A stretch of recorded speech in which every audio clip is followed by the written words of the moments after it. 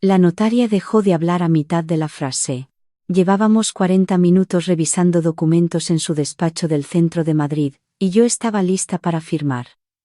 Era solo una formalidad, eso me había dicho mi marido.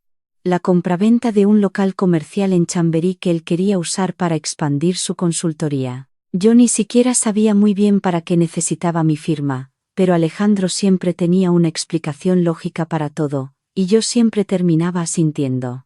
La notaria, una mujer de unos 60 años con gafas de montura gruesa y el pelo recogido en un moño perfecto, se llamaba Dolores. Llevaba 30 años en la profesión y había visto de todo. Pero en ese momento, mientras sus ojos recorrían una pantalla que yo no podía ver desde el otro lado de la mesa, algo cambió en su expresión. Levantó la vista y me miró directamente. Me pidió que esperara un momento. Salió del despacho sin más explicación. Estuvo fuera casi 10 minutos. Cuando volvió, cerró la puerta con llave, algo que no había hecho antes, y se sentó frente a mí con una carpeta nueva entre las manos. Señora Carmen, me dijo, necesito hacerle una pregunta muy importante antes de continuar. ¿Sabe usted cuántas deudas tiene contraídas a su nombre en este momento? Me reí nerviosamente. Ninguna, le dije. Nosotros no debemos nada. Pagamos la hipoteca del piso puntualmente cada mes. Ella no sonrió. Abrió la carpeta y puso delante de mí varias hojas impresas. Le tomé un momento entender lo que estaba viendo. Eran extractos del CIRBE, el registro de riesgos del Banco de España. Mi nombre aparecía en cada página. Mi DNI aparecía en cada página. Y junto a ellos, una lista de préstamos personales, líneas de crédito, avales y contratos financieros que yo jamás había solicitado. El total sumaba 94.000 euros. ¿Cuánto tiempo lleva casada con su marido?, me preguntó Dolores en voz baja. 8 años, respondí sin apartar los ojos del papel. Ella asintió despacio, como si eso confirmara algo que ya sospechaba. Señora Carmen, lo que voy a decirle va más allá de mis funciones como notaria. Pero tengo una hija de su edad, y no podría mirarla a la cara esta noche si me quedara callada. Esos préstamos fueron solicitados con su documentación. Con su firma.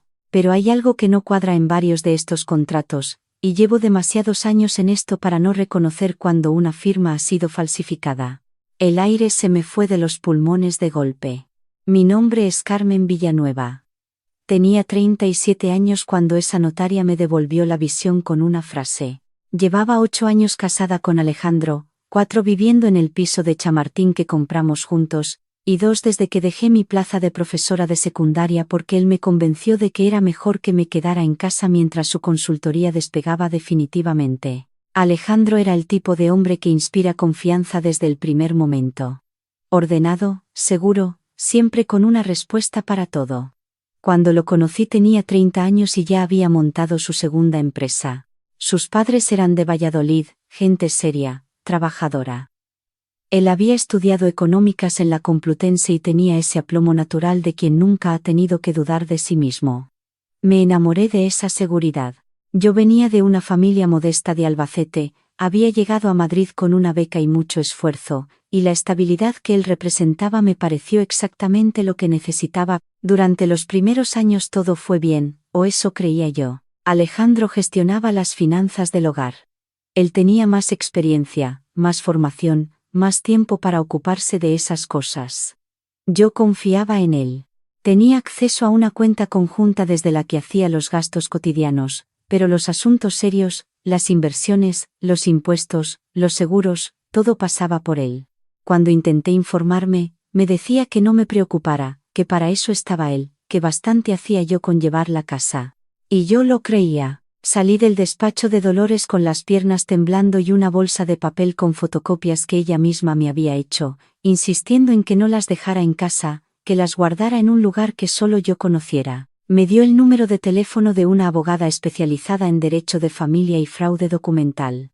También me dijo algo más antes de que saliera. No le comente nada a su marido todavía. Sé que parece un consejo extraño. Pero si lo que sospecho es correcto, él necesita creer que usted no sabe nada. Al menos por ahora. Esa tarde no fui a casa directamente. Llamé a mi hermana, que vive en Leganés, y le dije que necesitaba pasar por allí. Cuando llegué y le mostré los papeles, se quedó muda durante casi un minuto completo. ¿Cómo es posible que no lo supieras?, me preguntó. Y esa fue exactamente la pregunta que me estuvo consumiendo por dentro durante los días siguientes. ¿Cómo no lo sabía? Porque Alejandro se había asegurado de que yo no supiera. Durante años había gestionado con cuidado qué información llegaba a mí y cuál no. Todas las notificaciones bancarias iban a una dirección de correo electrónico que él controlaba. El correo físico lo recogía él antes que yo. Cuando alguna vez llegué a ver algo que no entendía, tenía siempre una explicación tranquilizadora. Son cosas del negocio, Carmen, no te preocupes, ya lo gestiono yo. Pasé los siguientes 4 días actuando con normalidad. Cocinaba, preguntaba por su día, dormía a su lado. Por dentro estaba documentando todo lo que podía. Llamé al banco donde teníamos la cuenta conjunta y pedí un estado completo de movimientos de los últimos 5 años. Me atendió una empleada que al principio fue reticente, pero cuando le expliqué que sospechaba de uso fraudulento de mi identidad, su tono cambió por completo. Me dijo que podía personarme con mi DNI y solicitar toda la información. Lo hice al día siguiente mientras Alejandro estaba en una reunión. Lo que encontré en esos extractos me heló la sangre. Había transferencias periódicas hacia cuentas que yo no reconocía. Cargos de cuotas de préstamos que nunca me había mencionado. Y en 3 ocasiones distintas, en los últimos 2 años, reintegros en efectivo de cantidades importantes realizados presencialmente en sucursal, con mi firma estampada en el resguardo. Yo no había pisado esa sucursal en mi vida. Fui a ver a la abogada que me recomendó Dolores. Se llamaba Miriam, tenía unos 45 años y un despacho pequeño pero impecable en el barrio de Malasaña. Cuando terminé de contarle todo, ella ya estaba tomando notas. Lo primero que vamos a hacer, me dijo, es solicitar un informe completo al CIRBE a tu nombre.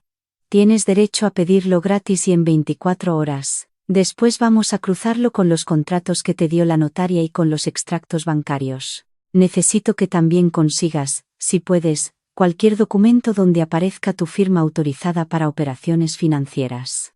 Escrituras de poderes notariales, contratos de aval, lo que encuentres. Tardé una semana en reunir todo. Fue la semana más difícil de mi vida. Encontré en el archivador del despacho de Alejandro, el que nunca me pedía que ordenara, una carpeta con documentos que llevaban mi nombre. Había contratos de aval para 2 préstamos empresariales. Había un poder notarial que supuestamente yo había firmado otorgándole representación plena para operar en mi nombre. Y había algo más, algo que no esperaba encontrar. Había un contrato de arrendamiento de un piso en el barrio de Hortaleza. Un piso que no era el nuestro, firmado a nombre de Alejandro, con fecha de inicio 3 años atrás, pagado mediante domiciliación desde una cuenta cuyo número terminaba en los mismos dígitos que la cuenta conjunta que teníamos los dos. Él llevaba 3 años pagando otro piso. Con nuestro dinero. Esa noche, cuando me senté en la mesa del salón y coloqué todos los documentos en orden cronológico, entendí la geometría perfecta de lo que me había hecho. No era solo dinero. Era arquitectura. Había construido mi dependencia con paciencia y precisión. Me había convencido de dejar mi trabajo cuando su negocio todavía no era rentable, asegurándose de que yo no tuviera ingresos propios. Había gestionado todas nuestras finanzas para que yo no tuviera visibilidad de nada. Y al mismo tiempo, había utilizado mi nombre y mi historial crediticio para financiar una vida que yo desconocía por completo. Si yo intentaba marcharme, lo hacía sin trabajo, sin ahorros, con una deuda de casi 100.000 euros a mi nombre y sin la menor idea de cómo funciona el mundo financiero porque él siempre se había ocupado de que yo no necesitara saberlo. Lo había diseñado todo para que no pudiera escapar. Cuando Alejandro llegó esa noche, yo estaba sentada en el sofá. Los documentos estaban sobre la mesa del salón. Mi maleta estaba en el vestíbulo. ¿Qué es todo esto?, preguntó mirando los papeles sin acercarse. Siéntate, le dije. Él se quedó de pie. Algo en mi tono le dijo que esta vez era diferente. 94.000 euros, Alejandro. Ese es el total de las deudas que has contraído a mi nombre sin que yo lo supiera. Préstamos con mi firma falsificada. Un poder notarial que yo jamás otorgué. Y un piso en Hortaleza del que nunca me dijiste nada. Se quedó callado unos segundos. Luego hizo algo que no esperaba. Suspiró y se sentó. Carmen, escúchame. Esto tiene una explicación. No hay explicación para una firma falsificada, le dije. Fueron decisiones de negocio. Necesitaba liquidez rápida en varios momentos y tú nunca entiendes de estas cosas. Si te lo hubiera explicado, te habrías puesto nerviosa sin necesidad. El negocio está bien ahora. En cuanto cerremos el local de Chamberí, lo liquidamos todo y no queda rastro. ¿Y el piso de Hortaleza? Hubo una pausa más larga. Es un asunto privado. ¿Un asunto privado? Repetí. ¿Pagado con el dinero de los dos? Él se levantó y empezó a caminar por el salón. Tenía esa forma de moverse cuando estaba calculando, como si el espacio físico le ayudara a ordenar sus argumentos. No puedes irte a ningún sitio, me dijo finalmente. Tienes esas deudas a tu nombre. Si te vas, te persiguen a ti, no a mí. No tienes trabajo. No tienes ahorros. Llevas 2 años sin cotizar a la seguridad social. ¿A dónde vas a ir? La rabia que sentí en ese momento fue diferente a todo lo que había sentido antes. Era una rabia fría, muy quieta, muy clara. Ya veremos, le dije. Saqué mi teléfono y llamé a Miriam mientras él todavía estaba en el salón. Cuando colgué, cogí mi maleta y salí por la puerta. No miré atrás. Me quedé las primeras semanas en casa de mi hermana en Leganés. Empecé a reconstruir desde cero, aunque al principio no sabía muy bien por dónde empezar. Miriam presentó una denuncia por falsificación documental, uso fraudulento de identidad y estafa. También solicitó medidas cautelares para que Alejandro no pudiera seguir operando con mi nombre mientras durara la investigación. El juzgado las concedió en menos de 2 semanas. Lo que ocurrió después no me lo esperaba. Un mes después de presentar la denuncia, recibí un mensaje de una mujer que se identificaba como Susana. Me decía que había visto una nota en un foro de afectadas por fraude financiero donde Miriam había publicado un aviso genérico buscando posibles perjudicadas. Susana quería hablar conmigo. Me dijo que su situación era muy parecida a la mía. Nos vimos en una cafetería del centro. Susana tenía 42 años, trabajaba como enfermera en el Hospital La Paz y llevaba 6 meses separada de su marido, Rodrigo, socio de Alejandro en uno de sus proyectos. Cuando me contó su historia, tuve que hacer un esfuerzo enorme para no levantarme de la silla. Rodrigo había hecho exactamente lo mismo. Préstamos a su nombre, poder notarial falsificado, deudas que ella descubrió cuando intentó pedir una hipoteca para comprarse un piso tras la separación y el banco le dijo que tenía el historial crediticio destruido. Pero en el caso de Susana había algo más. Rodrigo llevaba años diciéndole que no podían tener hijos por un problema de fertilidad de ella. La había llevado a 3 clínicas distintas. Había pagado 2 tratamientos de fecundación in vitro que fracasaron. Susana había llorado durante años creyendo que su cuerpo le fallaba.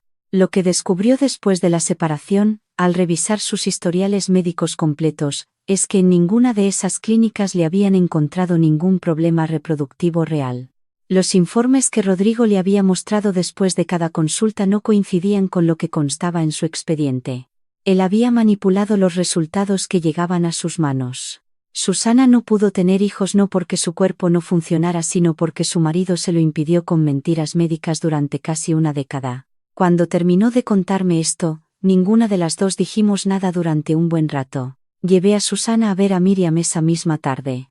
Y Miriam, al escucharla, sacó una libreta y empezó a anotar con una expresión que yo ya conocía. La expresión de quien empieza a ver el tamaño real de algo que parecía mucho más pequeño. ¿Cuántos socios tiene Alejandro en su consultoría?, nos preguntó. 4, le dije. Empecemos por ahí. Lo que encontramos en la semana siguiente superó todo lo que habíamos imaginado. Alejandro y sus 4 socios habían formado, a lo largo de casi 6 años, una estructura informal pero muy organizada de control sobre sus parejas. No era un acuerdo explícito al principio, según lo que reconstruimos después. Había empezado como intercambio de consejos entre hombres que compartían cierta visión del mundo, de los matrimonios, del dinero. Poco a poco se había convertido en un sistema. Tenían un grupo de WhatsApp donde compartían estrategias. Habían llegado a crear un documento compartido en la nube, un manual informal de 16 páginas, donde describían técnicas para mantener a sus parejas económicamente dependientes, para gestionar su acceso a información financiera, para desincentivar que volvieran al mercado laboral. El documento también incluía nombres de gestorías y asesores fiscales que hacían la vista gorda ante documentación irregular. En total, cuando la investigación se amplió, aparecieron 7 mujeres afectadas. 7 matrimonios. 7 versiones del mismo patrón. Una de ellas, Patricia, tenía 44 años y llevaba 12 casada con uno de los socios de Alejandro. En su caso, la deuda acumulada a su nombre superaba los 140.000 euros.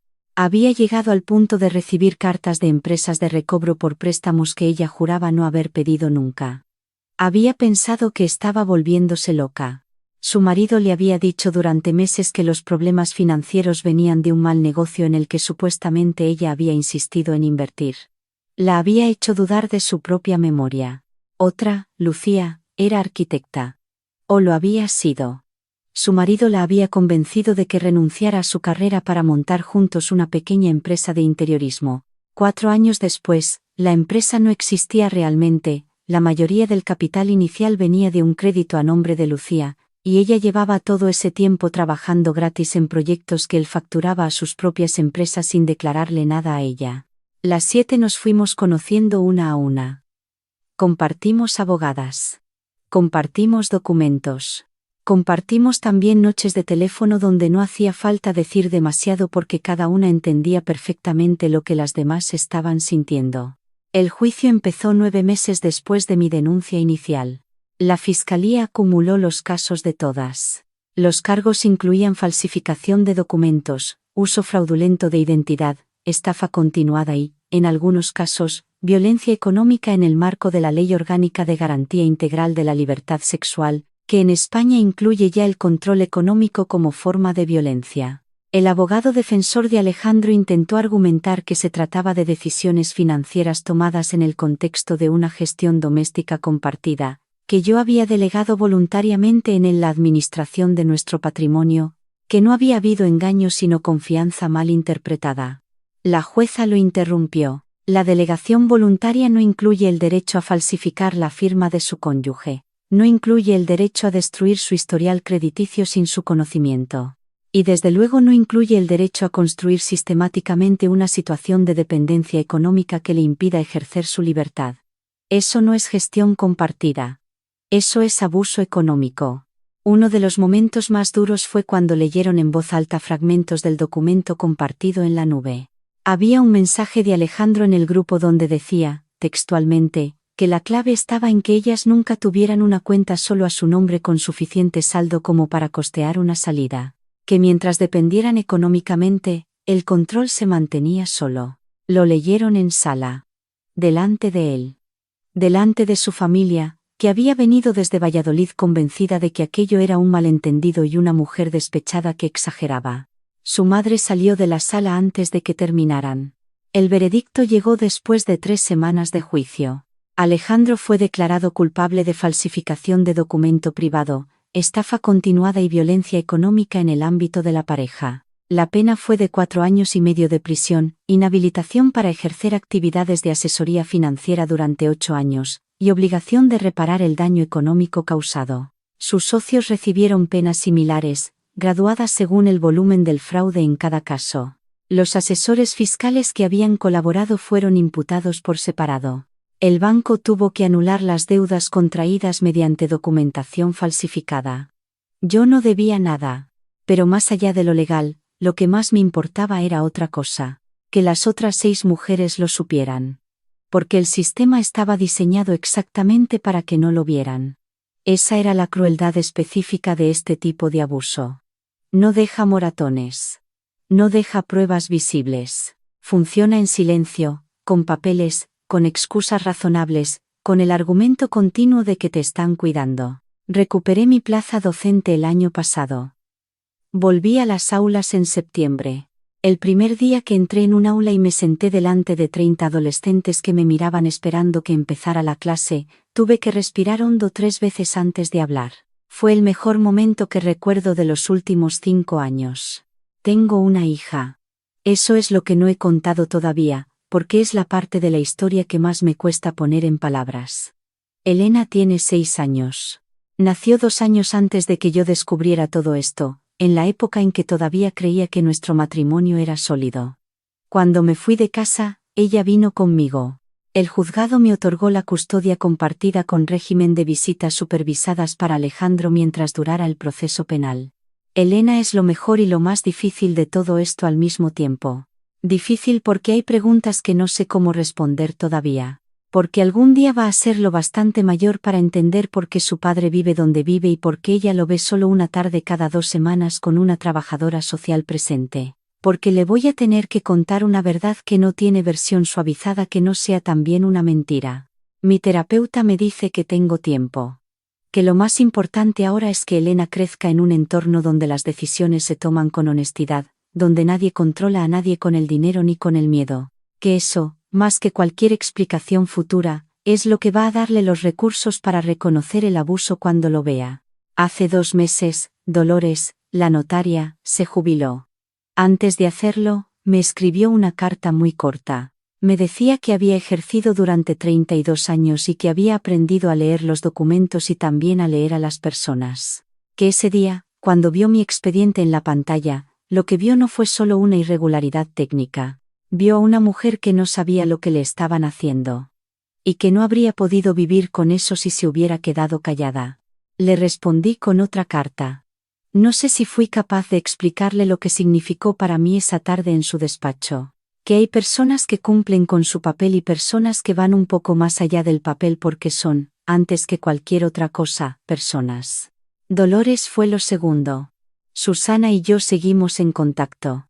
Ella retomó sus turnos en el hospital y empezó el proceso para adoptar.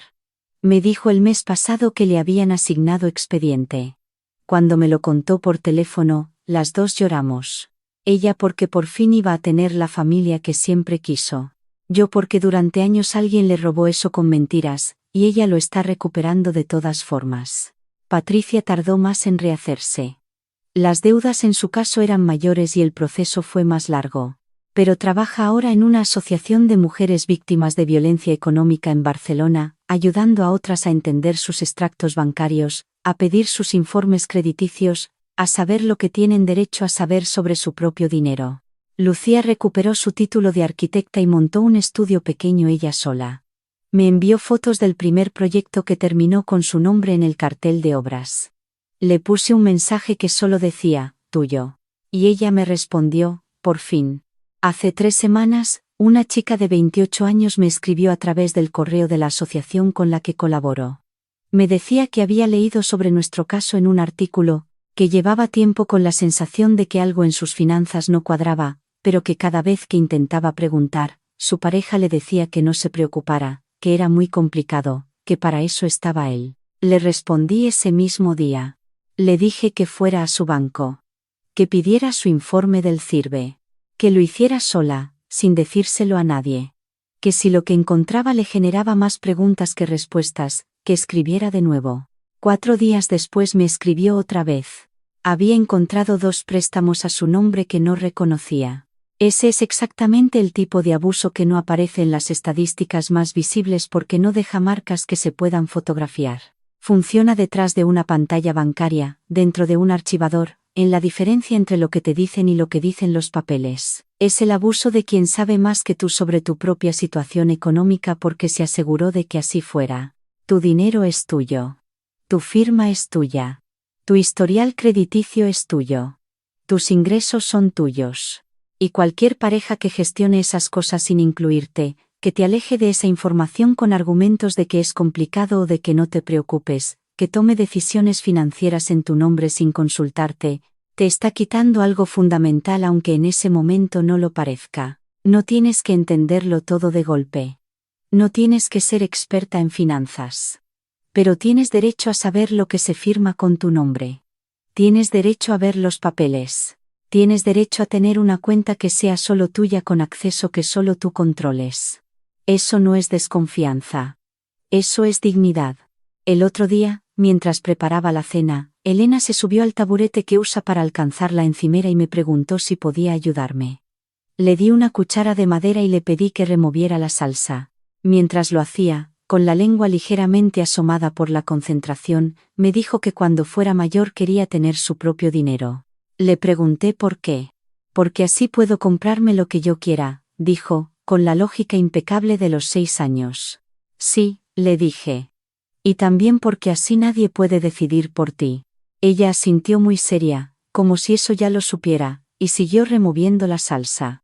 En ese momento entendí que, de todo lo que he perdido y de todo lo que he ganado en estos años, lo más importante es eso. Que Elena va a crecer sabiendo que su nombre, su firma y su dinero le pertenecen a ella. Que el amor no administra a la persona que dice amar. Que la confianza no significa renuncia. Y que cuando alguien te diga que no te preocupes, que él se encarga, la pregunta correcta no es gracias, sino de qué.